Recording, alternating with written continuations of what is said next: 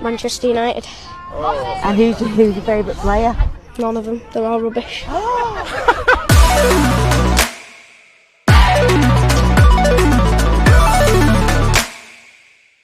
Alright guys, welcome back. It's your boy Yao. As I promised you guys, I got you with the Man U Man City analysis from my perspective because that's the game I watched. I watched the first half at home, and then I had to rush to church, so I watched part of the second half while I was in church. Kind of was there, but wasn't really there. But I caught most of it. You know, most of the important parts. The 6 goal part, not the 3 goal part. I watched a lot of games over the weekend. I'm gonna give you my.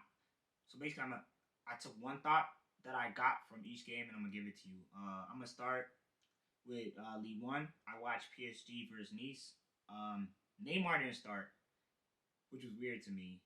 Oh no, Mbappe didn't start. What the hell am I saying? Mbappe didn't start, and yeah, they were down 1-1. Mbappe came on, scored the winner. I'm not sure if he was happy when I started. Maybe it was in the national break. That's why he didn't start. I watched Madrid versus Osasuna. Was Benzema rushed back? Because he came on, he started, missed a pen, you know? Maybe they rushed him back. He wasn't ready to come back, but it is what it is. I also watched Inter versus Roma, and it made me realize that Roma won. That Dybala is the player that Roma was missing, and maybe Roma might be able to challenge for the title. Yeah. In the Prem, yesterday I watched Leicester versus Forest.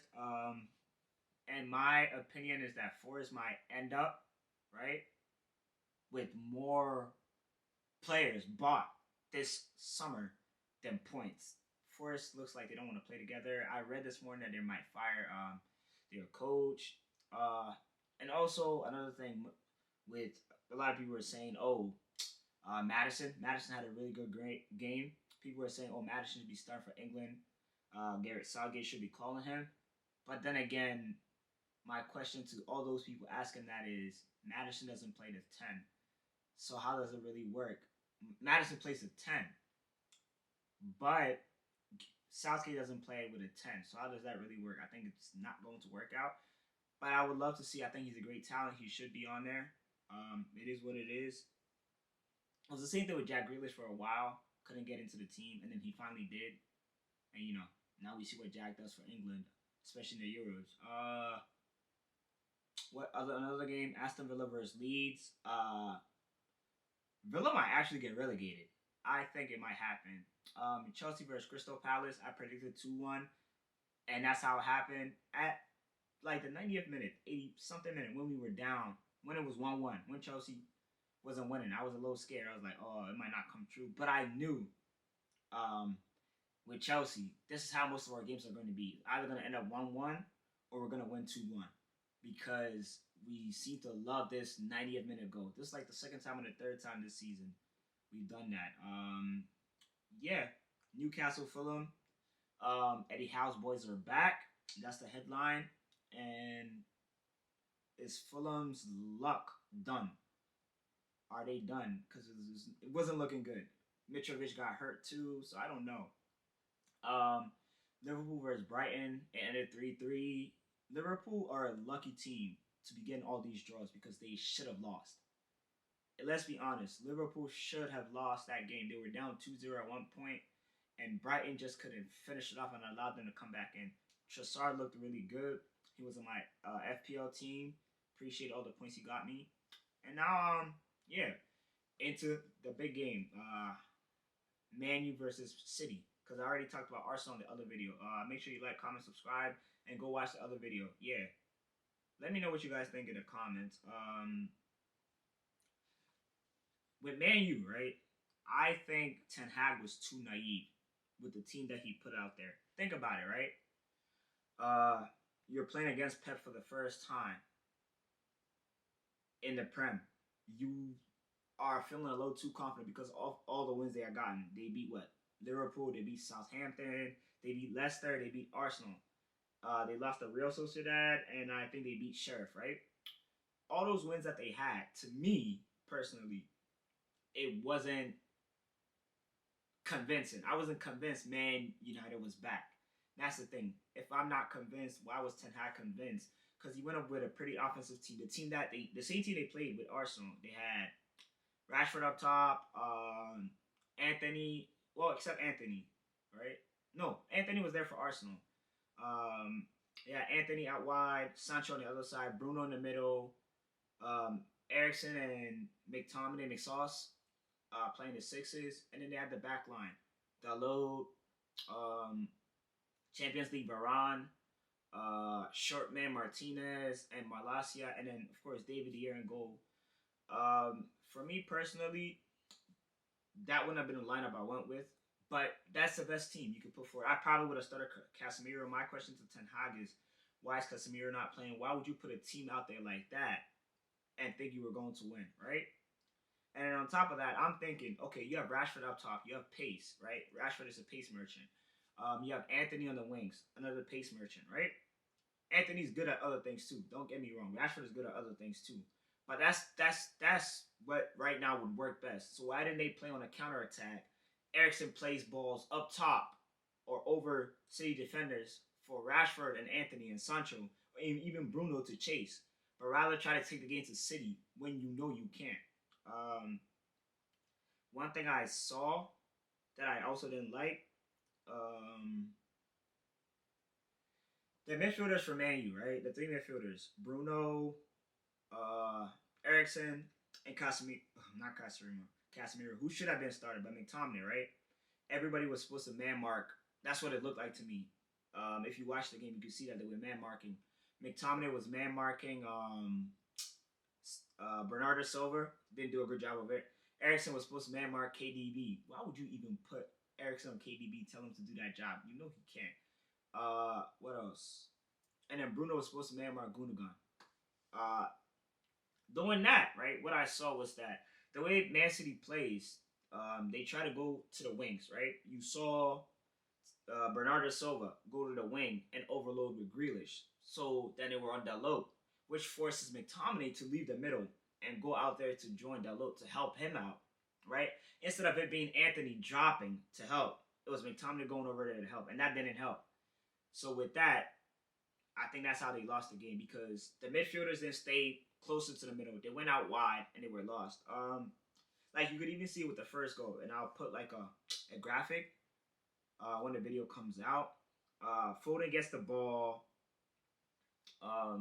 He's on the wing. He's on the, I would say the right side from City. City attacking, right? So it'll be the right side. He dribbles and he passes the ball to Grealish, and Anthony is out wide, and he follows into the middle, leaving two men on the outside for McTominay, who had switched to play the fullback, and Dalot was inside, right?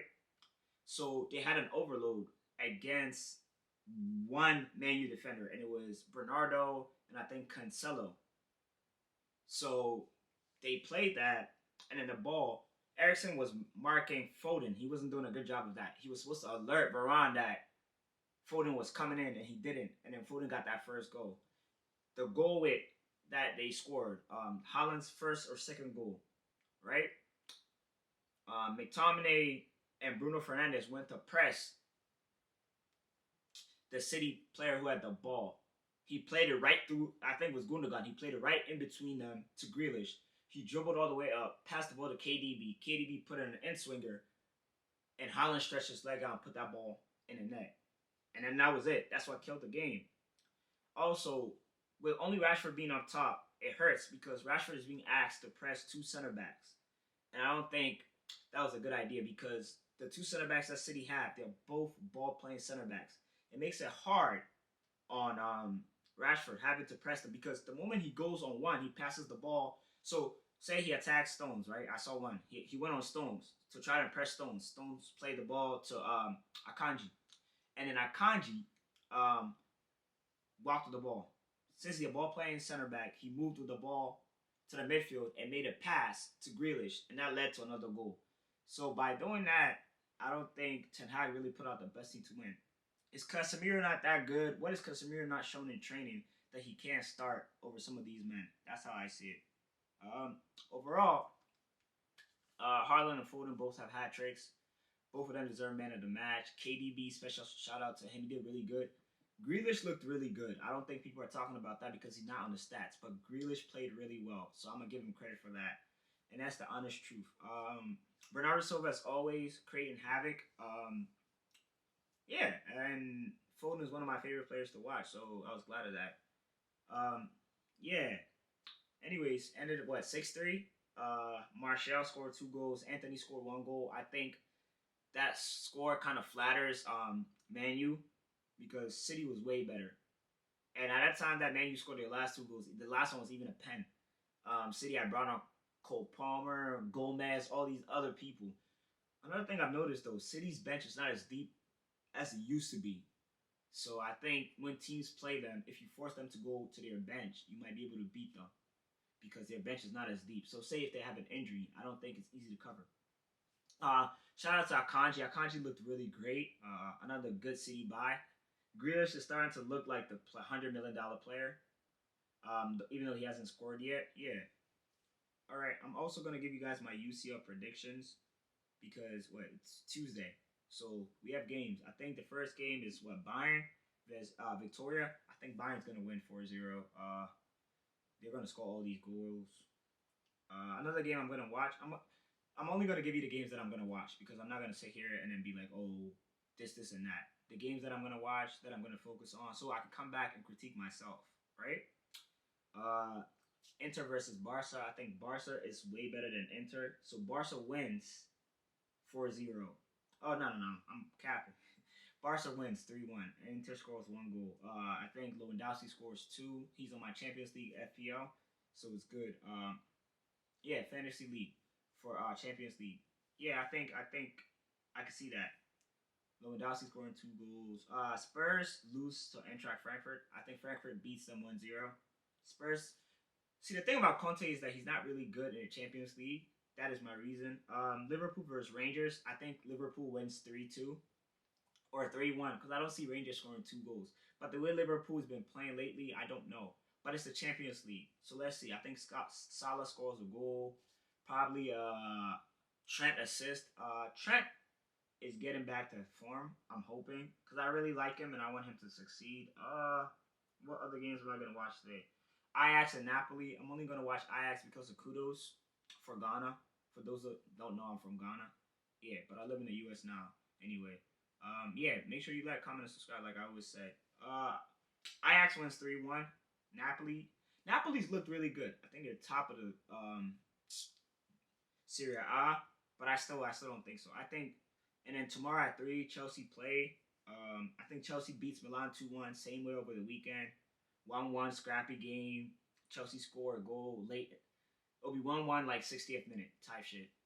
And Chelsea will score the second goal around like the 80th, 90th minute, as we always do. Or we might be winning 2-0 and they score 1. That's how Chelsea always does it. I think Real beats Shakhtar 3-1. Benfica. Yeah, Benfica is also playing PSG. I think PSG beats them 3-1. And then Man City's playing Copenhagen. I think Man City whoop them like 5-0, 5-2, something like that. But yeah, back to Real. I think Real. I don't know with Hazard because I've heard some complaining about him. I hope he's able to leave in January because I think it would be better for him in his career. Because now I don't know. Hazard was my favorite player at Chelsea. Before that was Lampard, so it's kind of sad to see him like this. But I hope he goes somewhere and he's able to do it. Probably end up in the MLS. You never know. PSG, I think Mbappe scores. To be honest with you, PSG might even score more than 3. The way that they're playing.